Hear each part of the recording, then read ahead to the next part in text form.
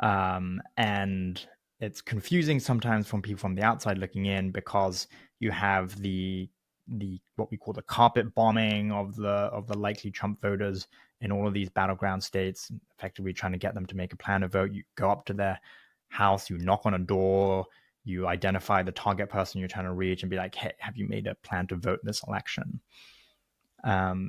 So that's what the mass carpet bombing is. But the Trump campaign has been at pains to point out that their focus this cycle is reaching on what they call low propensity rural voters. Low propensity voters because these are people who, if they did cast a ballot, would cast a ballot for Trump, but historically have not returned a ballot in a presidential election. But while the Trump campaign once predicted having multiple PACs doing get out the vote work, with 6 weeks until the election, only America PAC has a material presence in every battleground state.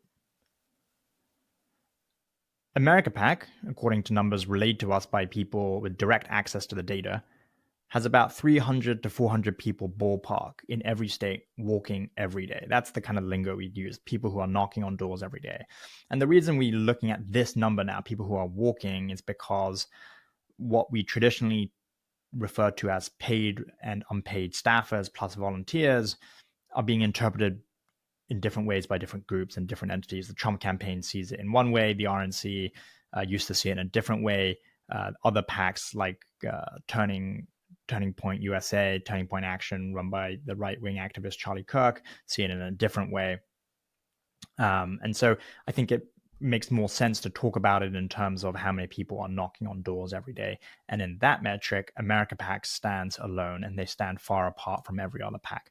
Like I said, presence in every battleground state. And crucially, they want to do 3 passes of likely Trump voters in all of these states. That's a really big, tall endeavor.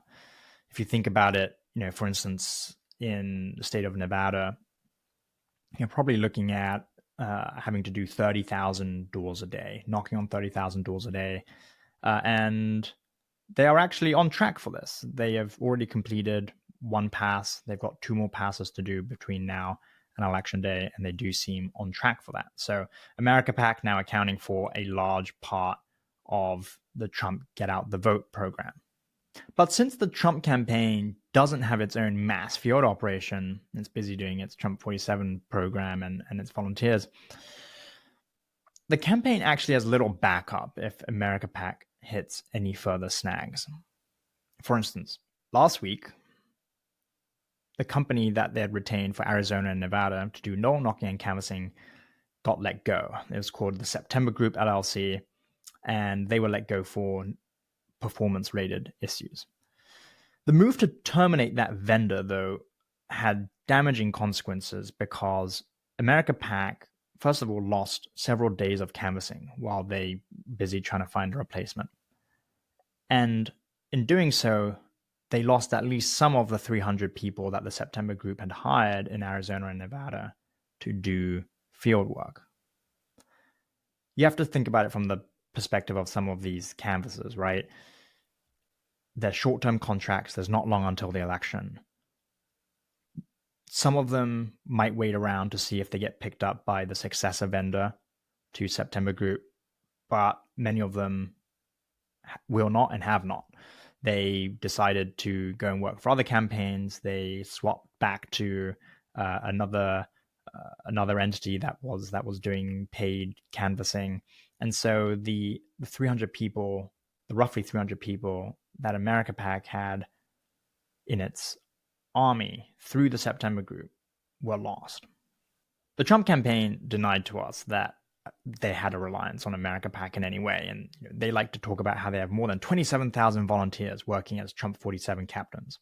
But that number isn't quite as large or as meaningful as you might think. You see, there are tiers to the Trump 47 program, like I explained, and at the top end of the tier, it basically involves volunteers going out and hitting 100 likely voters. And 45 of them have to be direct voter contacts where you knock on doors and actually canvass those people. Even if every one of the 27,000 volunteers hit 45 doors, that would get them to about 1.2 million doors. And you've got to remember that the Trump 47 program is nationwide. So 1.2 million doors nationwide is not actually a particularly big number at all. The scope and the reach is actually quite small.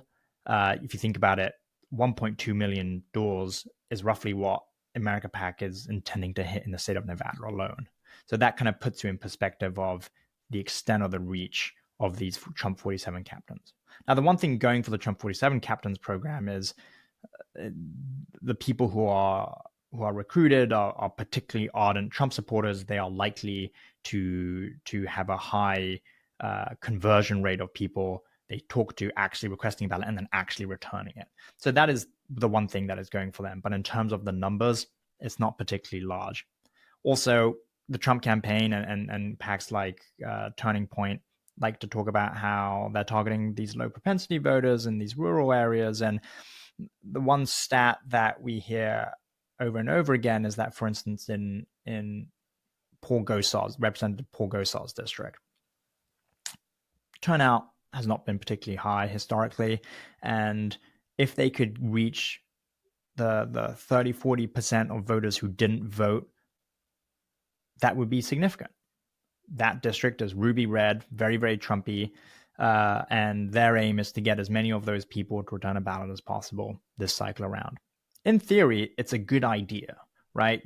If you can maximize turnout, then if you can get 5,000, 10,000, 15,000 more votes in a small area where it's like low-hanging fruit, that's a smart theory. But it's a theory, right? There is diminishing marginal returns with this stuff. You're never going to get to 100% voter turnout. It's like, this is the reason why even in Switzerland, which has particularly high turnout rates for referendums, for instance, because they do it by canton, you never really get more than 70%. And so you do max out. And so it's all well and good for the Trump campaign to say, hey, we're targeting low propensity voters in these areas where we know they're definitely going to vote Trump if they return a ballot. The point is, you're probably not going to reach all those people. And even if you did, the likelihood of them all turning out is actually quite small. And then there's the more interesting, wider point about the America PAC having an outsized role or an outsized proportion of the Trump ground game, which is, if Trump wins the election, even in part based on America PAC's work, Elon Musk, who backs that group, has articulated a lot of political ambitions. And resultingly, if Trump wins, Musk would probably have a larger influence in that second administration. You have to remember that Musk increasingly has been very vocal about his support for Trump.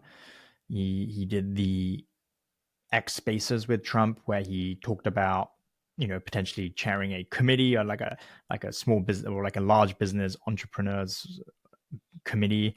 Trump seemed open to that idea, and then Musk has since gone further and kind of floated the idea of a cabinet position, and Trump didn't shoot that down. And so there is a developing bromance between these two guys, and it seems logical that if Elon helps Trump win, and even in small part, that Trump would feel inclined to reward him potentially with a plum position in a second Trump administration. But for Trump, that's all been in the background. Trump has spent recent days much more fixated on a series of micro dramas consuming the political and media elite than his actual campaign, which kind of tells you the kind of guy that Trump is. And it's kind of an interesting window into his world. In particular, he's been concerned about not getting dragged into the very messy saga surrounding Mark Robinson, who he endorsed to be the North Carolina governor, but has since been exposed as having called himself a, quote, black Nazi on a porn forum, among other things, according to this explosive report from CNN. Trump has privately told allies that he will never comment on Robinson now, and he has successfully avoided the topic, both at his recent North Carolina rally and also at a press conference in New York at Trump Tower. He was asked point blank range if he would weigh in, and he said, I don't know about that situation, and demurred.